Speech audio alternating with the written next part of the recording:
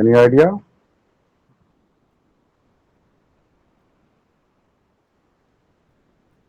Okay, Madhusudha, tell me what we have discussed in the last class.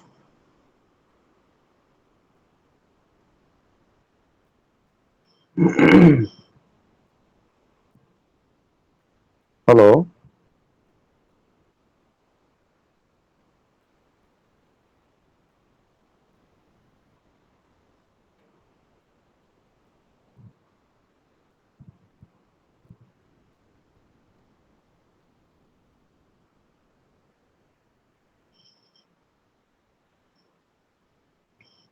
Hello.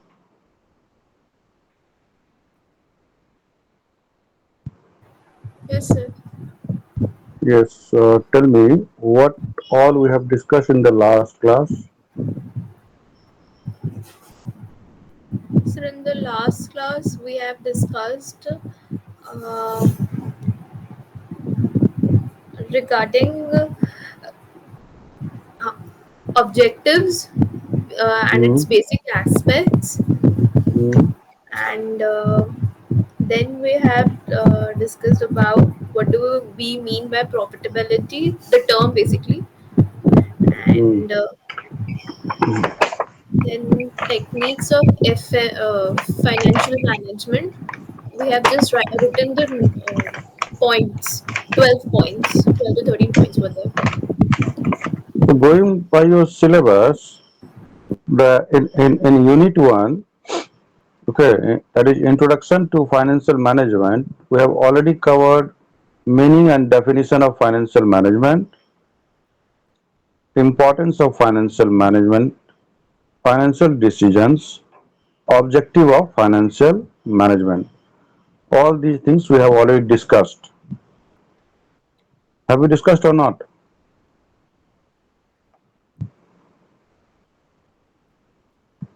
Hello.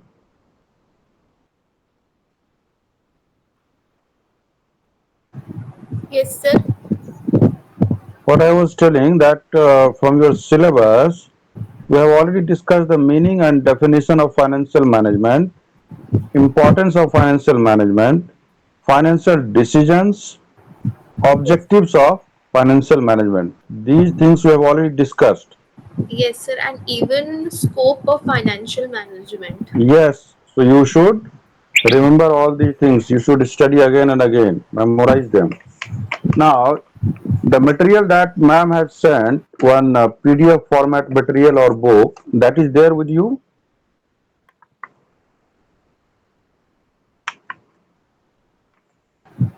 Yes, sir.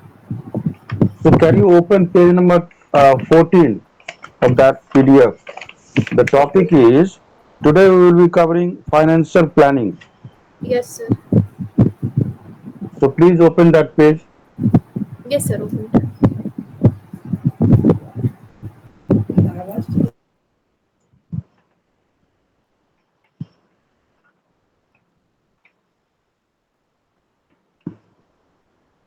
Have you opened that page?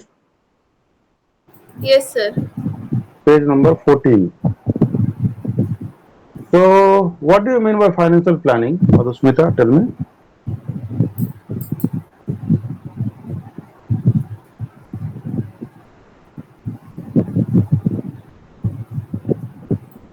Seems that somebody is doing travel. Sound is coming like that. Somebody is traveling.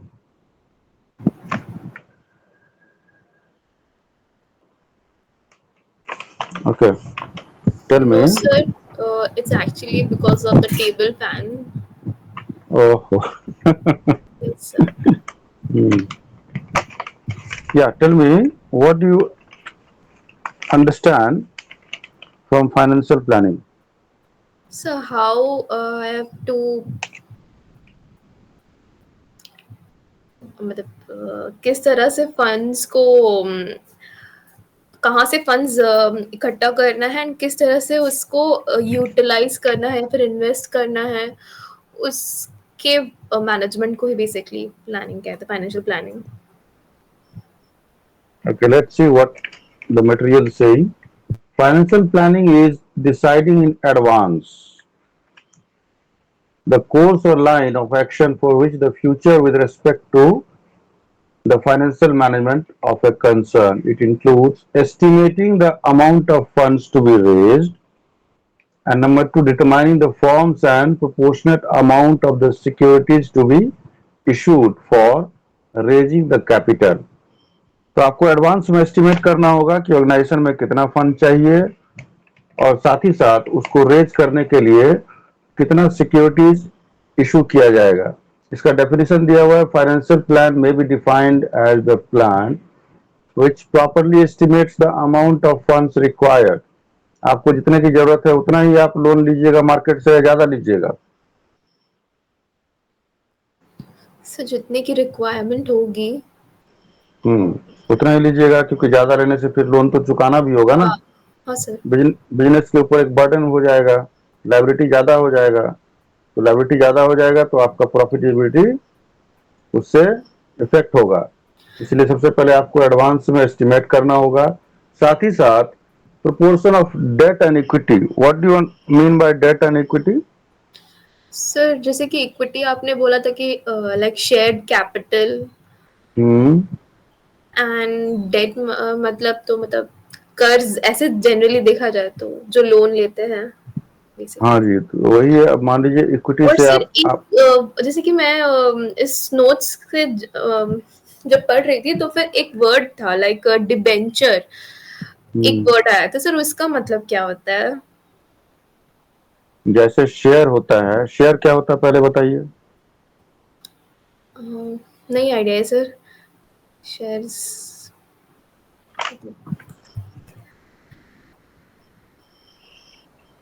देखिए, share होता है share capital. आप share capital जैसे raise करती है company, capital company को raise करना है तो कंपनी शेयर इशू करती है मार्केट में। आप शेयर को बाई करते हैं, सब्सक्राइब करते हैं, तो फिर कंपनी को पैसा देते हैं। कंपनी क्या करती है, company in case of need of money, need of funds, company go for issuing shares. IPO, IPO सुना है आपने? These things I have discussed in the very first class on 10th of March. I remember, but you forgot. See, IPO basically now, let's say your name is Madhusmita and you have started your own printing company. Okay? In one class you told me that you are working in some printing company. Hello? Hello? Am I audible? Yes sir, you are audible. Yes. So let's say you have started your own company, Madhusmita Printing and Advertisement Company. Okay, you had a small shop, a small business, a small setup, but now your publishing house or Madhusmita Publishing House, okay, you are getting lot many orders, and now you want to expand your business. So you want to open your branch in Patna, you want to open your branch in Ranchi, in Delhi, one in Bangalore, in every part, not in every part, but in locations, so that your publishing house will cover the entire India, okay, entire country. So for that purpose, you need to have a very big setup, Yes sir. very big, you can say, uh, a big amount of investment is required to start a big business.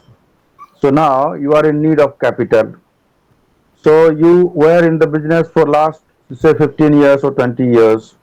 Now you have decided to start your own company in a larger scale, at a larger scale. So for that you need fund. So what all you have decided, you have appointed one finance manager. He has advised you, ma'am, just go for the IPO. IPO stands for initial public offer. In a layman's language, you can understand that it means collecting funds from the public, issuing shares and collecting funds from the public. So for that you need expert people, legal background people. You need a finance expert. Okay, you need bankers. All these you need. So you have issued shares. You have launched shares into the market and collected huge amount of money. Are you getting my point? Yes, sir. So that so I am a small investor. I have bought 100 shares of your company. So I am the shareholder of your company. Yes, In sir. the similar fashion, you can also issue debentures. For raising capital, you can issue, your company can issue debentures for collecting money from the public. Debenture is basically a predefined creditorship, or you can say it's a loan kind of thing which you have through which you have collected money from the public. In shares, dividend is paid, which is not fixed. It is based upon the profit of the company. But debenture is an acknowledgement to the debt that you have collected from the public. आ रहा है समझ में? आप नहीं public से sir. पैसा नहीं आ रहा समझ में, सुन लीजिए। शेयर क्या हुआ वो समझ में आया आपको? हाँ, वो समझ में आया, जैसे कि अगर आपको फंड रेज़ करना है तो आप मार्केट में ये करते हैं, एंड जो मतलब बेसिकली खरीद रहा है, हम्म लाइक ही इज़ वो अगर 100 शेयर्स अगर आपकी कंपनी के खरीद रहा है, आपने जैसे बोला, हम्म सो बेसिकली उसी वो तरह से उसी तरह से डिवेंचर भी होता है। तो जो शेयर होल्डर्स हैं, जिसने शेयर खरीदा है उसको बोलते हैं शेयर होल्डर, जिसने डिवेंचर खरीदा है उसको बोलते हैं डिवेंचर होल्डर। शेयर होल्डर से आप पैसा कलेक्ट करते हैं अपने बिजनेस के लिए, बिजनेस में लगाते हैं। उसी हाँ, तरह से डिवेंचर होल्डर जो डिवेंचर बाय करते हैं कंपनी के, उसको डिवेंचर होल्डर बोलते हैं। डिवेंचर होल्डर को क्या मिलता है जी? इंटरेस्ट मिलता है, प्री डिफाइंड इंटरेस्ट, 5%, 2%, 6%। वो प्री डिफाइंड होता है। Whether your company makes profit और not, you are under an obligation, legal obligation to pay interest to the debenture holder.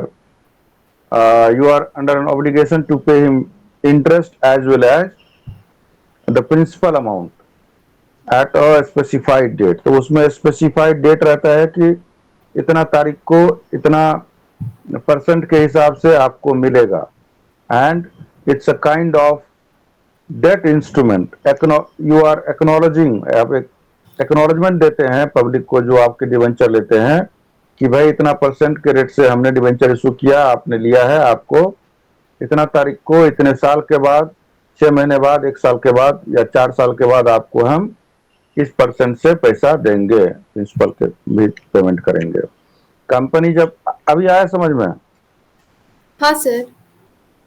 और कंपनी जब शेयर इशू करती है तो कंपनी अपने शेयर होल्डर को बेस्ड अपॉन द प्रॉफिट में इंक्रीज में decrease, it is not constant over the year, same it is not same. Profit तो आगे पीछे फ्लक्चुएट होता है ना, कम होगा हाँ ज्यादा सर। होगा। तो based upon the profit of the company declares dividend. What do the shareholders get? They get the dividend, right? And the debenture holders get interest. Interest is fixed. Even if your company makes loss, you have to pay और interest to you. हाँ जी, debenture holder को पे करना ही होगा। आया समझ में? हाँ सर। लेकिन जो शेयर होल्डर्स हैं उनको आपको जब कंपनी प्रॉफिट कमाएगी तब आपको डिविडेंड देना होगा। ये हो गया। दूसरा है in case of liquidation of company. Company जब लिक्विडेट होती है या वाइंड अप होती है तो in that case the shareholders are not paid first. First of all, the debenture holders will be हाँ पेड। जी, पहले उसको पे करना होगा। उसके बाद जो पैसा बच जाएगा तब आपको शेयर होल्डर को पे कर सकते हैं। फिर तीसरा चीज बता दें आपको, shareholders are the owners of the company. They have got ownership. If I if I have bought 100 shares in your company, I carry 100 up to 100 shares, members या ownership in your company. But in case of debenture holders or debenture, जिसके पास debenture है, they have got the creditorship. ठीक है, तो ये होता है debenture. आ गया समझ में? हाँ सर। तो वही हुआ डेट एंड इक्विटी। इक्विटी हो गया जो शेयर कैपिटल है, एंड डेट फंड हो गया, लोन हो गया, डिवेंचर हो गया, यही सब हो गया। तो financial plan is a statement estimating the amount of capital required, determination of finance mix. Finance mix मतलब इक्विटी कितना लेना है, डेट कितना रेज करना है, of policies for effective administration of the financial plan. ठीक है, अब क्या है इसमें, financial plan states the amount of capital required to be raised, the proportion of debt in total capital and its form, policy bearing the administration of capital। आप मान लीजिए 100 रुपया आपको कलेक्ट करना है मार्केट से, तो 100 रुपया में आप अपना इंस्ट्रूमेंट इशू किए हैं, इंस्ट्रूमेंट मतलब डेट इंस्ट्रूमेंट, मान लीजिए कि डिवेंचर आप इशू किए हैं, तो आप 50 रुपया या 40 रुपया आप डिवेंचर्स के थ्रू मंगवा सकते हैं 100 रुपया में, और 60 रुपया आप इक्विटी के थ्रू मंगवा सकते हैं। आ रहा समझ में? हाँ सर। या सर। फिर 100 का 100 आप इक्विटी शेयर के थ्रू ही मंगवा सकते हैं। तो ये जो कैलकुलेशन होगा प्रोपोर्शनेट, कितना प्रोपोर्शन में क्या मंगवाना है, कितना प्रोपोर्शन में क्या रेज करना है, कौन सा फंड रेज करना है, ये जो डिसीजन होगा, these decisions are taken up by the finance manager and it comes under the financial planning. So you can see what are the rules and what are the things that the finance manager needs to do। ठीक है, फिर बहुत सारा वो है अपने पास में, opinion of Corbin and Robbins, उसका डेफिनेशन है, वो सब खुद से पढ़िएगा। कॉबिन का डेफिनेशन बहुत सारा, जेएच, हाँ, बॉर्नवेल है, फिर वॉकर का है डेफिनेशन, ये सब आप खुद से पढ़िए। Now I'll come to the definition। Above definitions highlighting, क्या क्या हाईलाइट कर रहा है, डिटरमाइनिंग द फाइनेंशियल ऑब्जेक्टिव। सबसे पहले आपका ऑब्जेक्टिव क्या होना चाहिए फाइनेंशियल के टर्म्स में, वो उसको आप डिटरमाइन कीजिए। उसके बाद पॉलिसीज देखिए, क्या पॉलिसीज है, ये सब देखना हो। फिर नीड फॉर फाइनेंशियल, अभी नीड क्यों आ रहा है इसका, ये देखिए, पढ़िए तो नीड फॉर फाइनेंशियल प्लानिंग क्या लिखा हुआ है।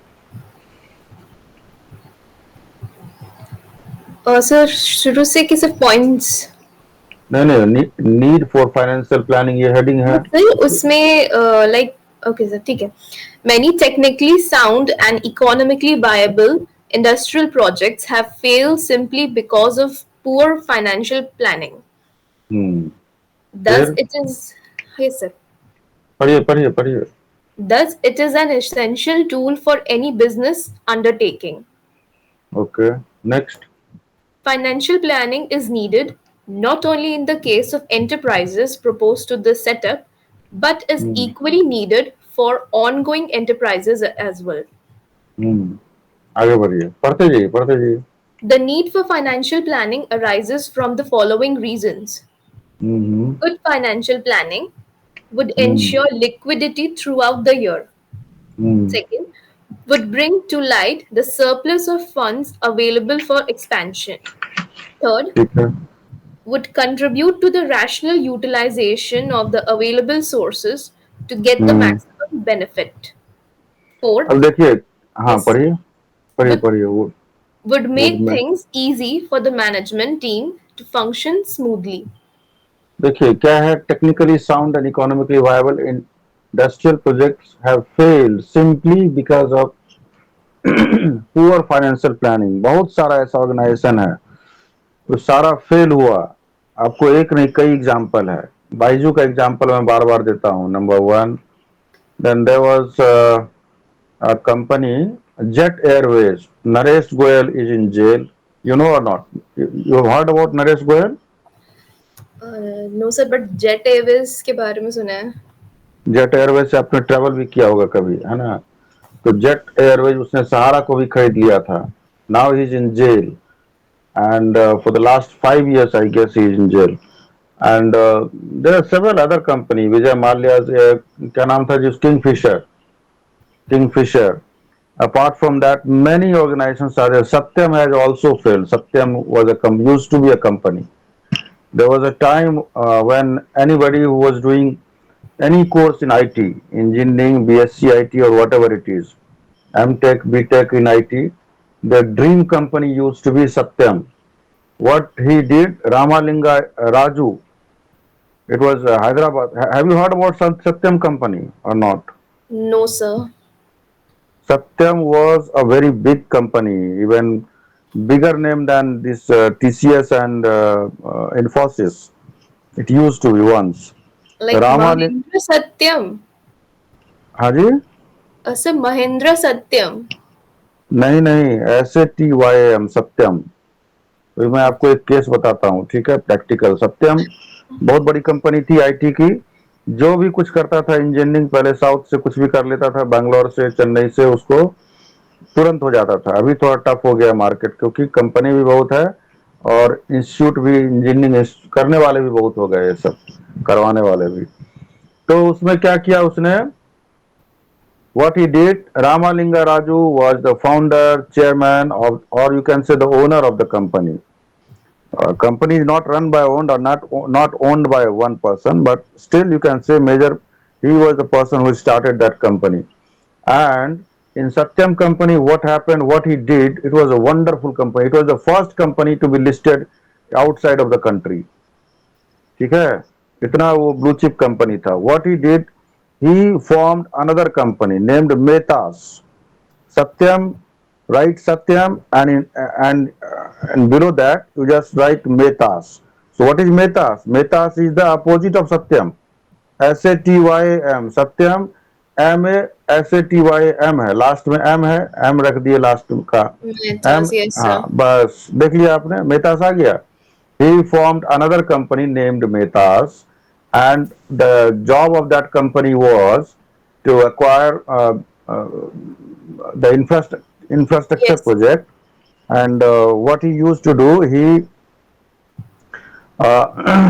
he shown under his financial statement that he is having 10,000 employees in Satyam. They are working on the roll, and the company was paying salary to them. And those 10,000 employees were fake employees. They were not in actual. They were not in existence. But in their name, every year, every month, the company used to credit salary. तो देखिए कितना बड़ा fraud किया उसने। And slowly and gradually that company is vanished. वहां से पैसा उठा करके, एंड वो जो पैसा को वो मेटास में डालता था, और मेटास कंपनी में डाल करके और दिखाता था कि प्रोजेक्ट कर रहे हैं, ये कर रहे हैं, वो कर रहे हैं, वो कर रहे हैं, ठीक है, but dummy dummy employees he employed. Dummy means totally fake employees. They were not in actual, but everything regarding salary, everything was deducted from this company. And later on, after few years, that company is vanished, and he is also absconding. So what have said? They have said many technically sound and economically viable industries projects have failed simply because of poor financial planning. तो देख लिया आपने कितना poor financial planning से क्या सब होता है। Hello, Yes, sir. हाँ, तो ये मैंने एग्जांपल बताया आपको समझने के लिए। तो Okay. You must be ethical in every terms, specially in regard to finance, ठीक है। अब क्या है इसमें, good financial planning would ensure liquidity throughout the year. अब लिक्विडिटी का मतलब क्या होता है बताइए। सर, ये तो पता नहीं, तो मैं आपसे पूछने वाली थी अभी नेक्स्ट पॉइंट में। अच्छा, देखिए लिक्विडिटी का मतलब होता है, लिक्विड लिक्विड मतलब क्या होता है, कुछ भी, जैसे पानी क्या है, वाटर इज लिक्विड, ऐसा समझ लीजिए, ठीक है। आपको your background is zoology honours, right? Yes, sir. So it should be flowing continuously, like in correct. तो बिजनेस inverse. में इतना पैसा होना चाहिए कि लिक्विड क्या है, पानी है, तो उसी तरह से लिक्विड मनी मतलब easily convertible cash and equivalent to cash, which can be converted into cash easily. So you must have assets to run the business, and whenever throughout the year, and whenever in case of this the funds are required, immediate आपके पास में cash होना चाहिए. Cash मतलब hard cash नहीं, but immediate liquidity को meet करने के लिए कुछ अराइज हो जाता है तो. For example, office expenses for small business, administration expenses, then your employees salary, office का रेंट, इलेक्ट्रिसिटी बिल, ये सब क्या है? फिक्स्ड कॉस्ट है, बट लिक्विड मनी होना चाहिए. डेली एक्सपेंसेस, उसके लिए आपको एफडी तोड़ने का जरूरत तो नहीं है. Daily Yes. Expenses at your home also. Okay, your parents must have, और you must have done since you are working FD. तो एफडी आपको कुछ ऐसा है, बिजली का बिल जमा करने के लिए एफडी तोड़ने की जरूरत तो नहीं है ना.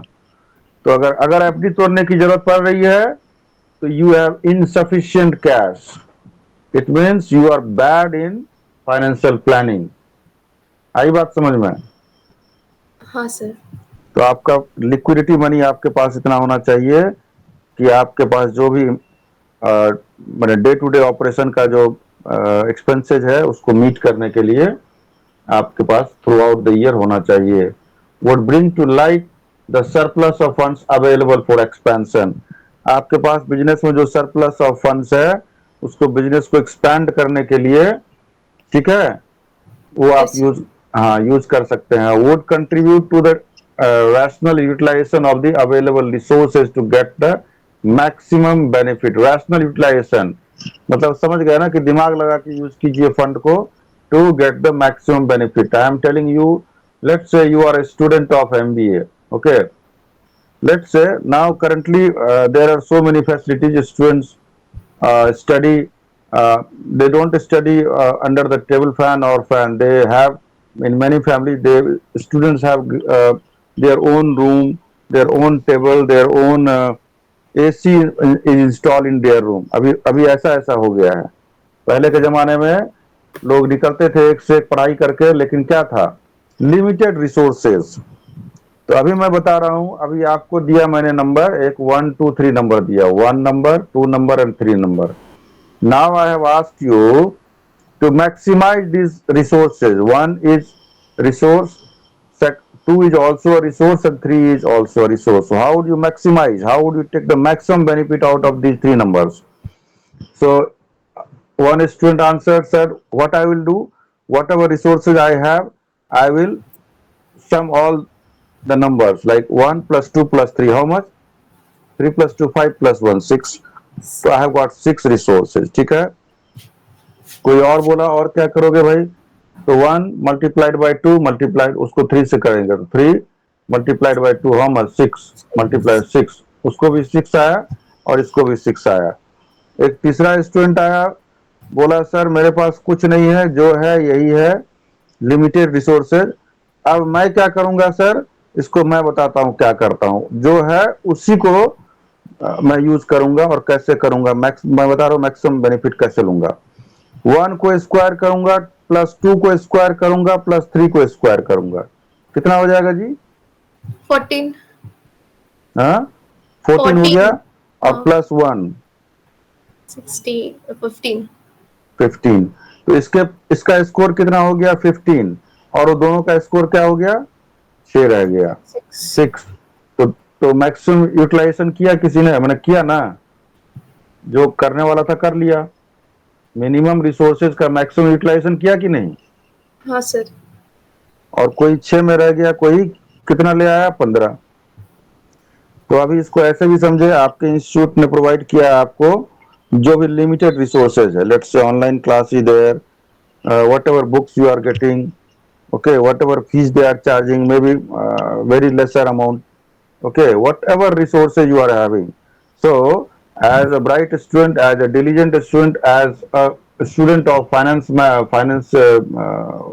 management, what you should do? You should square up your resources, okay, and try to get maximum output out of that. Similar thing happens in the organization also. आपको बात समझ में आ रहा है मैं क्या कह रहा हूँ? हाँ सर. कि नहीं आ रहा समझ में? नहीं आ रहा तो पूछिए। नहीं सर, आ रहा है समझ में। हाँ, तो ये मैंने कुछ गलत बताया आपको? ये एग्जाम्पल देखिए, कितना अच्छा एग्जाम्पल है ये। हाँ, बहुत अच्छा एग्जाम्पल है सर। तो वही बात है कि अगर आपके पास सरप्लस फंड्स है तो उसको बिजनेस को एक्सपैंड करने के लिए आप यूज कीजिए, और रैशनल डिसीजन लीजिए, rational utilisation of the available resources, जो भी whatever resources you are having, ठीक है, get the maximum benefit out of it would make things easy for the management team to function smoothly. Now, read steps in financial planning. Read out. Yes sir. Number one, Hmm. estimating the capital requirements. Hmm. It is the first step in financial planning. Hmm. Requirement or the concern will be estimated on the basis of the following factors. Hmm. A. The cost of fixed assets like land, buildings, plant, and machinery, Hmm. furnitures, and fittings need to be acquired. Hmm. B. The cost of intangible assets like patents, goodwill, etc. to अच्छा, be acquired. Yes, sir. अच्छा, have you ever heard about tangible and intangible assets? No, sir. So tangible Only assets like are, fixed assets only I have heard, but but tangible and intangible, no, sir. what you have heard? Only fixed assets. Assets. Fixed assets क्या है? आपका अपना घर है? कहाँ रहते हैं आप? सर हम तो रेंट पे रहते हैं। अच्छा, रेंट पे रहते हैं। रेंट का जो घर का मालिक है ना कोई जी, हाँ तो हाँ उसका हुआ, उसका वो घर हो गया फिक्स्ड एसेट्स। आया समझ में? हाँ सर। ठीक है। और जैसे लैंड है, बिल्डिंग है, ठीक है, कार है, ये सब बिजनेस का क्या हो गया? Fixed assets. फिक्स्ड, जो कि fixed assets are those assets where bigger amount is required to be invested, number one. Current assets are those assets, जैसे मान लीजिए कैश हो गया, स्टॉक हो गया, ये करंट एसेट्स हो गया आपको। तो एक होता है फिक्स्ड एसेट्स, एक होता है करंट एसेट्स। हो जैसे आपका प्रिंटिंग कंपनी में मान लीजिए आपका अगर जेरॉक्स मशीन है या प्रिंटिंग मशीन है, जो कि कितना में आता होगा? 2 लाख, 3 लाख, 5 लाख, ठीक है, 5 लाख का लेट से 5 lakhs का मशीन है, तो that is your fixed assets. Fixed assets are those assets from where you can generate revenue, जिसको यूज करके, अब जैसे घर का मालिक है तो घर का मालिक वो घर को किराए पे लगा के बेच किराया के या फिर कमाता है, किराए पे देकर वो मनी कमाता है। जनरेट। हाँ हाँ, सर। तो that is it fixed assets. एक होता है करंट एसेट्स। करंट एसेट्स में कैश आता है, ठीक है, स्टॉक्स आता है, डेटर्स आता है, रिसीवेबल्स आता है, ये सब हो गया। उसी तरह से जो टेंजिबल एसेट्स होता है, इनटेंजिबल। टेंजिबल मतलब हो गया जिसको देख सकते हैं, छू सकते हैं। आप बिल्डिंग को देख सकते हैं, कार को देख सकते हैं, मशीनरी को देख सकते हैं, छू सकते हैं, है ना? तो they are yes tangible, they have got physical existence. But goodwill, what do mean by goodwill? Sir, जैसे कि कैश और स्टॉक्स उसको हम लोग देख तो नहीं सकते हैं, मतलब नहीं, फॉर एग्जाम्पल। कैश, हाँ कैश सर। को कैसे, कैश को क्या नहीं कर सकते हैं? क्या बोला आपने? बेच नहीं सकते हैं? नहीं सर, मैंने बोला कि स्टॉक्स, शेयर्स और ये सब, और मतलब कैश मैंने गलती से नहीं, बोल दिया। ये सब तो मुझे लगा स्टॉक्स और शेयर ये सब को तो देख नहीं सकते, लाइक फिजिकल एग्जिस्टेंस नहीं है, क्यों बट कैश को वैल्यू कैसे है नहीं देख उसका। सकते हैं?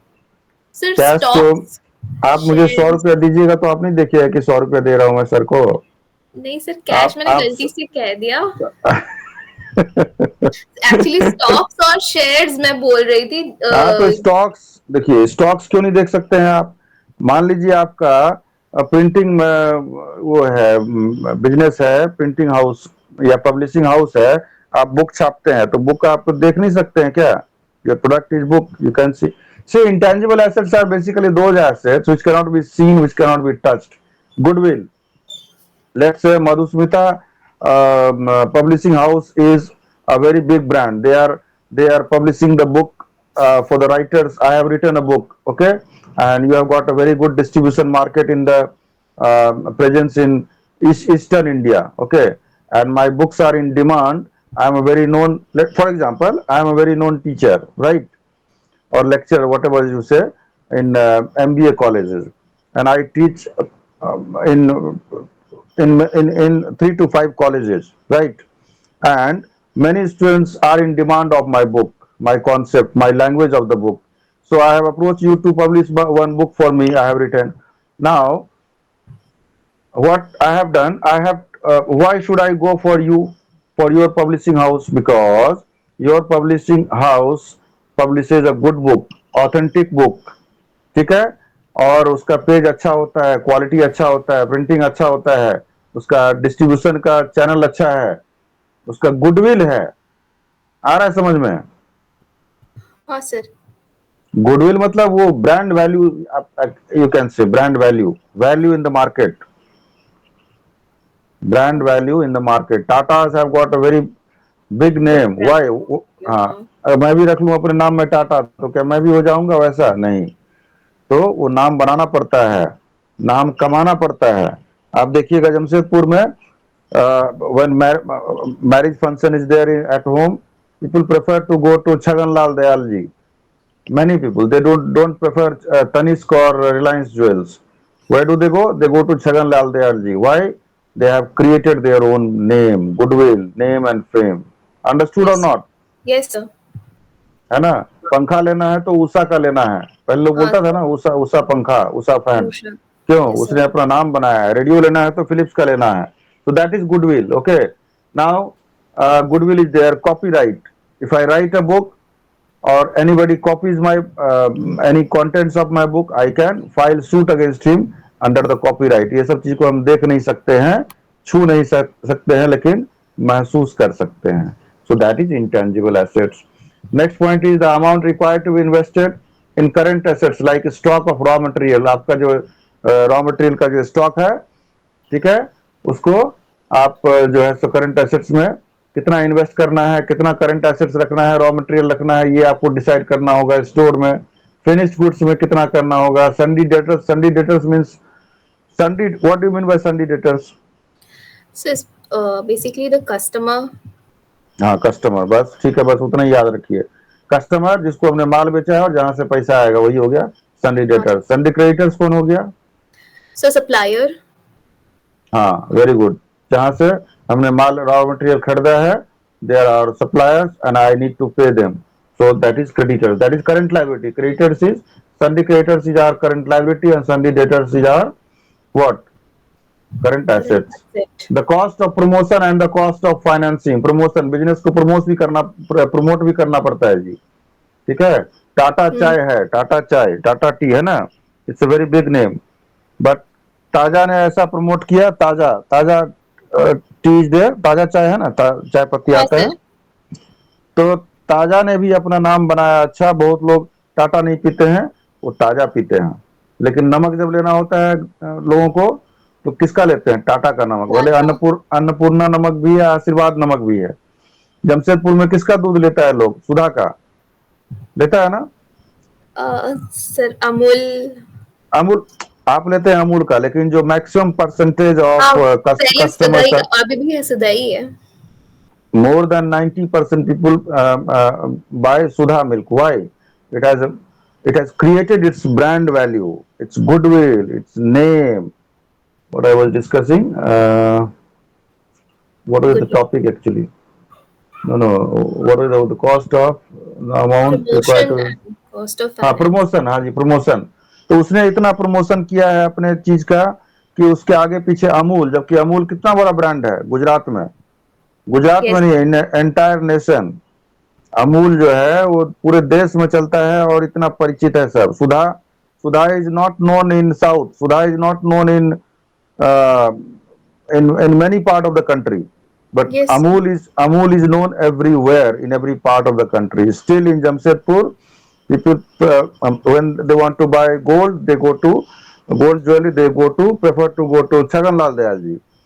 When they want to buy milk, they go to Sudha shop and they don't prefer Amul.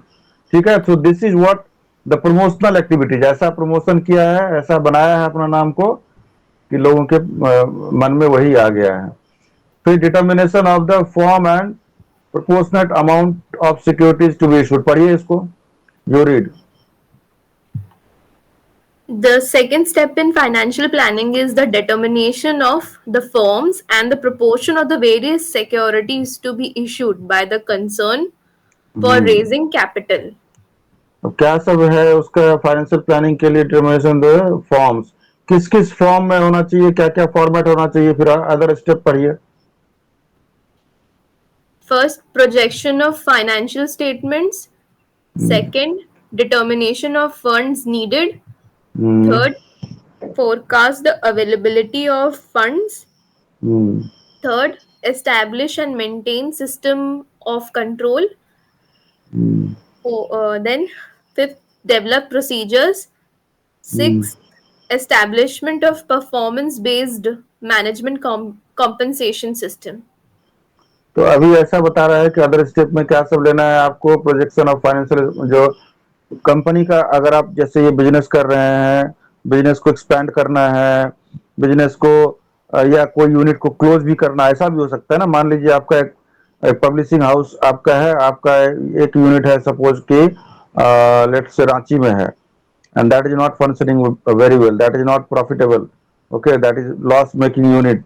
सो उसको क्लोज करना है कि नहीं, वो भी एक डिसीजन है. जमशेदपुर में एक यूनिट है, उसको आगे बढ़ाना है कि नहीं, एक्सपैंड करना है कि नहीं, वो भी एक डिसीजन है. ठीक है. तो वो जो डिसीजन है, तो based on financial statement, financial statements are basically trading and profit and loss account, balance sheet, cash flow, ये सब कंपनी का जो, जैसे आदमी का क्या है, आदमी क्या क्या क्या सब चेक किया जाता है हेल्थ चेकअप में, उसका ब्लड बीपी चेक करेंगे, ब्लड प्रेशर, शुगर चेक करेंगे, ब्लड का क्या है, हीमोग्लोबिन, एक मैंने जनरल चीज बता रहा हूँ मैं आपको. Yes, sir. ये सब चीज चेक करेंगे. हाँ, उसके अलावा और कुछ प्रॉब्लम है कि नहीं, तो उससे उसका हेल्थ स्टेटस जानेंगे. उसी तरह से कंपनी का फाइनेंशियल हेल्थ जानने के लिए क्या है, बैलेंस शीट देखेंगे, प्रॉफिटेबिलिटी देखेंगे कंपनी का, पास्ट रिकॉर्ड देखेंगे कंपनी का कैश फ्लो देखेंगे. ये देख करके you can come to know what is the position of the company. ठीक है. तो प्रोजेक्शन करना है, ये उसको आगे जैसे इन्वेस्ट करना है बिजनेस में, तो आगे चल के कितना प्रॉफिट होगा, ये सब भी जानेंगे हम लोग. नेक्स्ट है डिटर्मिनेशन ऑफ फंड्स नीडेड, कितना फंड का जरूरत है भाई, इसको पहले डिटरमाइन करना होगा, जरूरत है भी कि नहीं है. ठीक है ना. जरूरत है भी कि नहीं है, जरूरत है तो कितना है वो जानना होगा. फोरकास्ट अवेलेबिलिटी ऑफ फंड्स, अब उसको अवेलेबिलिटी को फोरकास्ट करना होगा आपको. फोरकास्ट मतलब और प्रेडिक्शन मतलब एक ही बात हुआ. ठीक है, कि कितना अवेलेबिलिटी है उसका, मार्केट में कितना अवेलेबल है और कहाँ से अवेलेबल है, कितना कम दाम पे अवेलेबल है. आप जब जाते हैं मार्केट में सब्जी लेने, तो कोई दे रहा है 10 रुपये, कोई दे रहा है 15 रुपये, तो आप 15 वाला के से लेंगे? नहीं लेंगे, 10 वाले से लेंगे. हाँ. तो कहाँ से आपको फंड आएगा? लोन में कौन कम रेट पर दे रहा है, कौन ज्यादा इंस्टॉलमेंट पे पेमेंट करने का टाइम दे रहा है, कौन ज्यादा टाइम दे रहा है, उसके पास से लेंगे कि जिसके पास जाएंगे लेने और बोलेगा कि भाई हमको अगले महीना पेमेंट कर देना, उसके पास से लेंगे.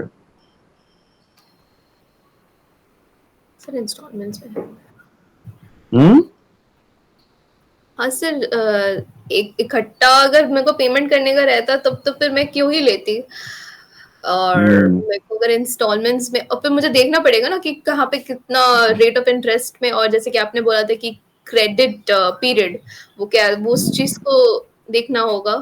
ये सब याद है आपको? चलिए, वेरी गुड. ये सब मैंने डिस्कस किया था बीच बीच में. बहुत सारा चीज आपके बुक्स में, आपके मटेरियल में, आपके किताब में नहीं है, और वो पढ़ाते समय वो मैं टर्मिनोलॉजी देखता हूँ, ऐसा एग्जाम्पल दे देता हूँ, बहुत सारा मेरा खुद का बनाया हुआ एग्जाम्पल रहता है, तो लेकिन वो आप समझ जाते हैं. ठीक है, चलिए, बहुत अच्छी बात है. Next is establish and maintain system of control. अरे भाई, अब इतना हमने सब कर लिया तो कंट्रोल का भी होना चाहिए ना. ये नहीं कि हमारा पैसा वेस्टेज जा रहा है. कोई देख रहे हैं कि कोई एम्प्लॉय घपलाबाजी कर रहा है, या कहीं पर लीकेज इन द सिस्टम. आप नीचे से, आप ऐसे समझिए कि आप रहते हैं चौथे माले पर फ्लैट में, नीचे से आप पानी मंगवा रहे हैं, मतलब पाइप के थ्रू. ठीक है, और पाइप में लीकेज है, और थोड़ा थोड़ा पानी जा रहा है, वो फिर धीरे धीरे करके बड़ा हो गया. तो that leakage should not be in the system. तो in the cash system, whatever expenses you are doing for the business, it should be utilized for the business purpose. There should not be any leakage. जैसे मैंने बताया कि पानी आप नीचे से आप रोड पर से आया है, पाइप पाइप से ऊपर चढ़ा रहे हैं, पानी अगर गिरेगा तो पैसा तो लग रहा है ना पानी मोटर चढ़ाने में, हाँ सर। तो बिजली तो बिल जा रहा है, but that is leakage, that is wastage, so it should not be there. Similarly in business also there should not be any leakage of finance, should not be any leakage of any cash, of any raw material. ठीक है, yes wastage कम से कम होना चाहिए, that is what they are talking about, system का control होना चाहिए। Develop procedure, उसके लिए आपको एक प्रोसीज्योर, एक कानून, एक नियम, एक सारा कुछ बनाना चाहिए। ठीक है, ये सब स्टेप लेना होगा। Now establish a performance based management compensation system. अब आपके ऑर्गेनाइजेशन में जो एचआर वाले हैं या जो भी लोग हैं जो डिसीजन लेते हैं, उसको एक परफॉर्मेंस मैनेजमेंट सिस्टम बनाना चाहिए कि कौन सा यूनिट अच्छा परफॉर्म कर रहा है, कौन सा एम्प्लॉय अच्छा परफॉर्म कर रहा है, उसको रिवार्ड भी देना जरूरी है। खाली काम लेने से नहीं चलेगा, उसको रिवार्ड भी देना जरूरी है, उसको बोनस दीजिए, उसको इंक्रीमेंट दीजिए, उसको पोस्ट पोस्ट दीजिए, तभी ना वो आपके साथ लॉयल रहेगा। नहीं तो यस बहुत सर। सारा दूसरा ऑर्गेनाइजेशन है जो उसको उठाने के लिए रेडी है कि चलो भाई यहाँ बहुत काम कर लिया, इससे डबल में आके यहाँ पे आ जाओ, तो चल जाएगा वो। लेकिन आप दीजिएगा तो आपके यहाँ रह के आपका और फायदा करेगा। नेक्स्ट पढ़िए लाइन और पॉइंट्स। सर नेक्स्ट तो वही पॉइंट्स को मतलब कि इसके बारे में बताया गया है।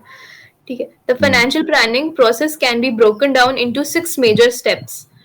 This you first, need to remember, okay. Yes sir. हाँ, लेकिन पढ़ लीजिए एक बार, पढ़िए पढ़िए, जल्दी जल्दी पढ़िए, Projection fast of late. financial statements. Financial statements are profit and loss account and balance sheet. Projection of financial statement is very much needed since it helps to analyze the effects of operating plan on projected profits and various financial plans. The same projects can also ensure the proper monitor of the implemented financial plan. Success of a firm depends on the ability to identify the deviations from the financial plan. इसमें क्या नहीं समझ में आया है आपको जो आप पढ़े हैं? मैंने अभी ऊपर में डिस्कस किया ना, बैलेंस शीट, हाँ profit sir. And loss account, cash flow statement, ये सब आपको देखना होगा, उससे प्रोजेक्शन करना होगा। मैंने बता दिया आपको ऊपर, ऊपर का ही हेडिंग से ही आया आया बेसिकली ना उसी समझ को, में? हाँ सर, उसी को इलैबोरेट किया गया उस पॉइंट्स को हाँ, ही। तो आपको भी ऐसे इलेबोरेट करके लिखना है एग्जाम एग्जाम में। ठीक है, ओके सर। चलिए आगे पढ़िए। Determination of funds needed. Hmm, Anticipation of funds needed to invest on fixed assets, plant hmm. and machinery and equipment, as well यही हो as गया current. फिक्स्ड एसेट्स, हो गया, एक मिनट, फिक्स्ड एसेट्स यही हो गया, प्लांट एंड मशीनरी। आप प्रिंटिंग मशीन, बिना प्रिंटिंग मशीन के आप चला सकते हैं पब्लिशिंग हाउस? नहीं sir.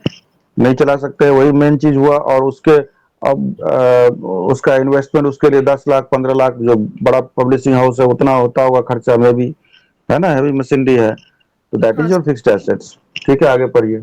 As well as current asset, inventories and receivables for R&D programs and for major promotional campaigns. R&D stands for?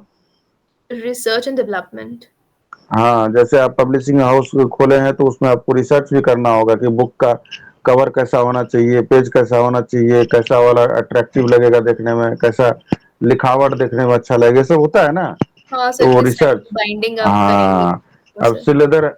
सिलेदर का जो है जूता है इतना क्यों बिकता है? इसलिए बिकता है क्योंकि सिलेदर खाली जमशेदपुर में है, कलकत्ता में है, और ऐसा मत सोचिए कि सिलेदर बम्बई में बहुत नाम है, ऐसा नहीं है। ठीक है, लेकिन लोकल मार्केट में किसी को जूता खरीदना होगा तो कहाँ जाएगा? श्रीलेदर में जाएगा। पहले तो तो श्रीलेदर, ऐसा हाँ उसने, sir.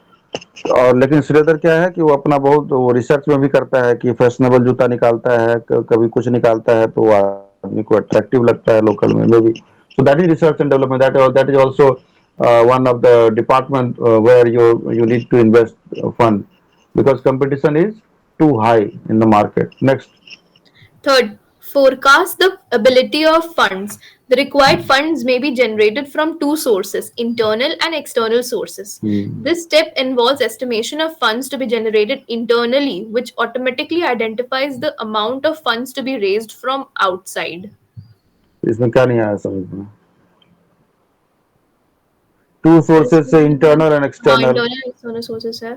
This step involves estimation of funds to be generated internally, which automatically identifies the amount funds to be raised from out. Internally, मान लीजिए आपको लोन लेना है, घर बनाना है, सपोज आपको आपके पास जमीन है, ठीक है, आपको बनाना है घर, घर बनाना है तो आपके पास में 10 लाख रुपया पड़ा हुआ है घर में। लेकिन 10 लाख से घर नहीं बनेगा, उसके लिए चाहिए 20 लाख। तो आपको अब इंटरनली आप देख रहे हैं कि 10 लाख है, तो 10 लाख हमको मार्केट से लोन, चाहे भाई से लेना हो, रिश्तेदार से लेना हो, बैंक से लेना हो, जहां से लेना हो, तो एक्सटर्नली आप 10 लाख जुगाड़ कीजिएगा, इंटरनली आपके पास है। तो based upon your internal funds you are estimating how much money is needed and can be borrowed from the market. Understood or not? If you had Yes, 15 lakhs, then you would have borrowed how much? Only 5 lakhs. 5 lakhs. तो ये आगे समझ में, चलिए आगे हाँ sir. बढ़िए। Fourth, establish and maintain system of control. Hmm Planning and control are the twins of management. Control system is necessary to see the proper and effective utilization of funds within the firm. Hmm. It helps the basic financial plan to be carried out properly. मैंने अभी बताया आपको कि जो resources आपके पास है, आपके पास भी एक नंबर, दो नंबर, 1 2 3 है, डिजिट 1, डिजिट 2, हाँ सर, आपने उसको क्या है, इफेक्टिव यूटिलाइजेशन कैसे किया? किस तरह से मैंने यूटिलाइज करेंगे. मैंने हाँ, क्या किया, 1+2+3 को जोड़ दिया तो मेरा 6 आया, कि किसी और ने भी वैसे ही 6 लाया, लेकिन आपने क्या किया, आपने squared एक up. को स्क्वायर, सबको स्क्वायर करके आपने 15 ले आया, तो आपने कैसे इफेक्टिव यूटिलाइजेशन कर लिया, सोचिए। तो this is how the organisation should also do. आ रहा है समझ में? हाँ सर. चीज देखिए टफ है, लेकिन मैं आपको इजी बना दे रहा हूँ, और ऐसा है कि हंसी मजाक में आपको मैं समझा दे रहा हूँ, ताकि कॉन्सेप्ट आपके दिमाग में चला जाए, और आप एग्जाम में ऐसा भरोसे नहीं रहिएगा कि हाँ याद नहीं है तो नहीं लिख पाए। लिखिए और अपना माइंड को थोड़ा सा सोचिए, इस जूलॉजी से थोड़ा सा अलग टाइप का सोचिए, इस टाइप का। आगे पढ़िए। Fifth, develop procedures. Developing procedures ensure consistency of actions. Hmm Procedures should be developed for adjusting the basic plan. If the hmm economic forecasts upon which the plan was based do not materialize, for hmm. example, if the economy turns out to be stronger than was forecasted, then the procedures will help. This step hmm. is really a feedback loop which triggers modifications in the financial plan. चलिए ये point आप मुझे समझाइए, ये point और 6 point you explain to me, I didn't understand it. Okay sir. Sir किसी भी चीज का यूटिलाइजेशन के लिए पहले एक प्रॉपर प्रोसीजर होना चाहिए, किस तरह से आप उसको यूज करेंगे आप. जैसे कि इसमें जैसे एग्जांपल दिया हुआ है हम्म कि आपने पहले सोचा था कि हमारी इकोनॉमी या फिर जो होगी वो 10 lakhs को लेकर आपने चला था, लेकिन इन द एंड जब it came out to be, मतलब कि जितना आपने सोचा था उससे भी ज्यादा ही है. हम्म। तो इस केस में ये करना होगा कि आपको उसके अकॉर्डिंग फाइनेंशियल प्लानिंग करनी होगी. चलिए ठीक है, आपने समझ गया। Next point. Next, establishment performance based management compensation hmm system. It is hmm. very much needed to reward the managers for doing what the stockholders want them to do, that is maximization of share prices. ठीक है, So तो यही मैंने बताया आपको। हाँ, अभी देखिए, अभी नेक्स्ट इसको हम लोग क्या करेंगे ना, जो भी पॉइंट्स है इसको मैं अभी आपको फटाफट बता देता हूँ। ऑब्जेक्टिव्स ऑफ फाइनेंशियल प्लानिंग, इसको आप घर में पढ़िएगा अपने से, अभी मैं एक बता देता हूँ।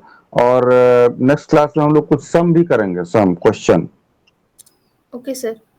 ठीक है ना। तो क्वेश्चन मैं आपको वो पहले ही बोल दूंगा कि कौन सा क्वेश्चन करना है, वो मैम को बता दूंगा, आपको बता देंगी वो whenever next class is there. I am reading it out. Okay, objectives of the financial planning.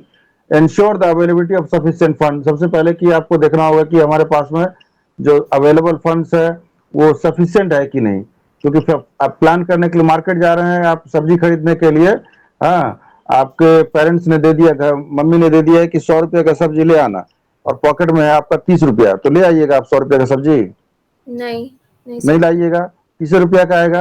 तो सबसे पहले हाँ देखना सर. होगा कि सफिशिएंट फंड है कि नहीं, तो प्लानिंग के पहले आपको अवेलेबिलिटी ऑफ फंड्स है कि नहीं।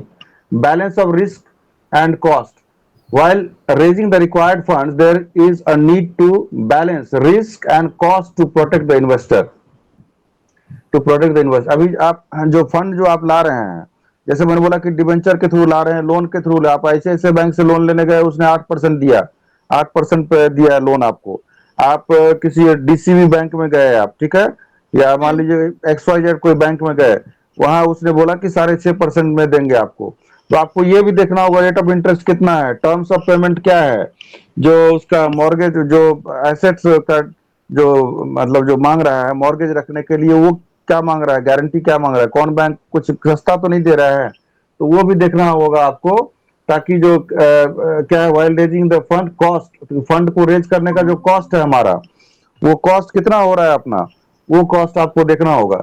Then next point is simplicity. Simplicity it is the context means that the firm should issue few securities since the issue of a variety of security is complicated. तो company को क्या है कम ही security issue करना चाहिए.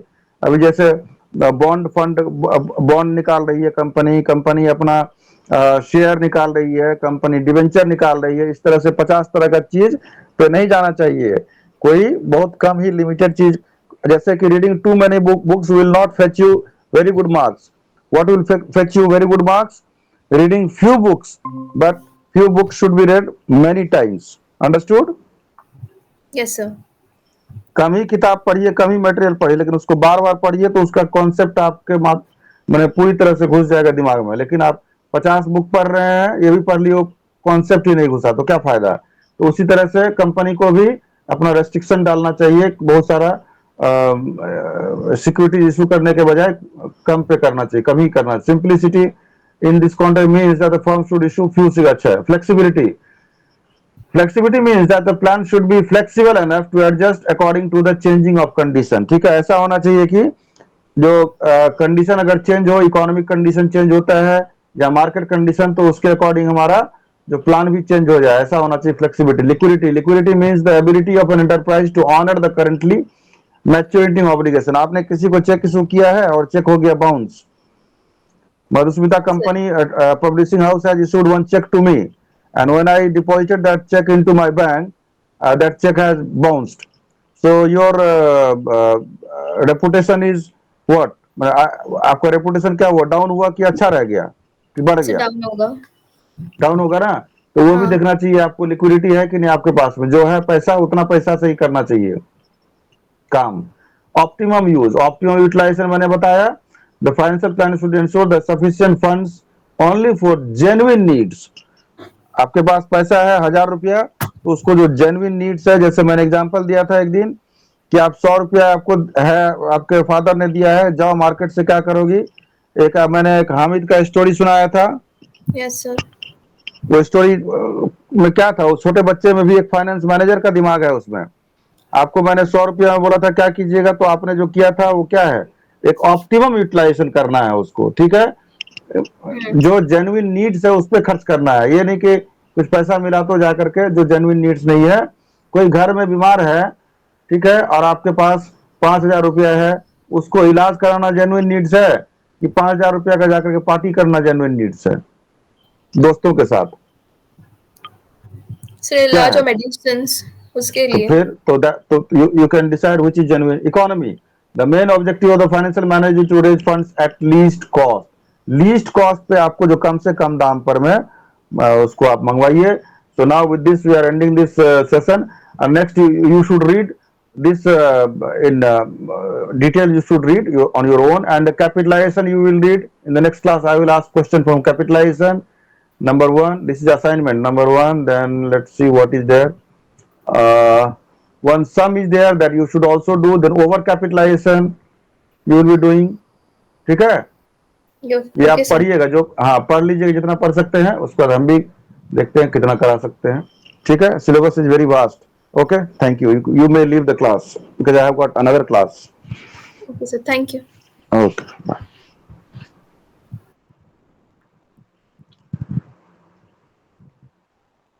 Hello.